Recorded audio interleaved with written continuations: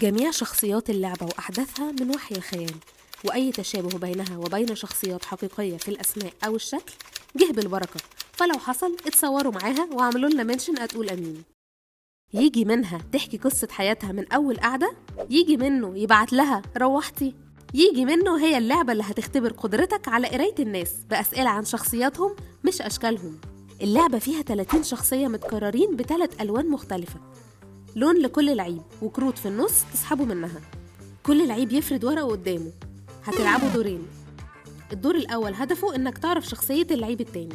كل لعيب هيسأل أسئلة إجابتها أو لأ عن الشخصية مش الشكل أو اللبس، وبعد كل سؤال اقلب الشخصيات اللي مش لاقي على الإجابة على وشها لحد ما توصل للشخصية اللي شاكك فيها. واوعوا تبينوا لبعض الشخص اللي معاكم راجل ولا ست.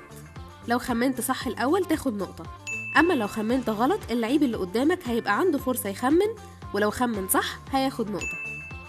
تاني دور هنعمل فيه نفس اللي فات، بس هتقسموا الكروت الحمراء نص رجالة ونص ستات، وكل لعيب يسحب راجل وست، وتقدروا تسألوا عن كل واحد فيهم أو عن علاقتهم ببعض عشان تساعدكم توصلوا للشخصيات. بس ممنوع تخمنوا الراجل لوحده والست لوحدها، هتخمنوا الاتنين مرة واحدة. ازاي تكسب بقى؟ لو خمنت الشخصيتين صح الأول تاخد نقطتين، ولو واحدة بس صح تاخد نقطة.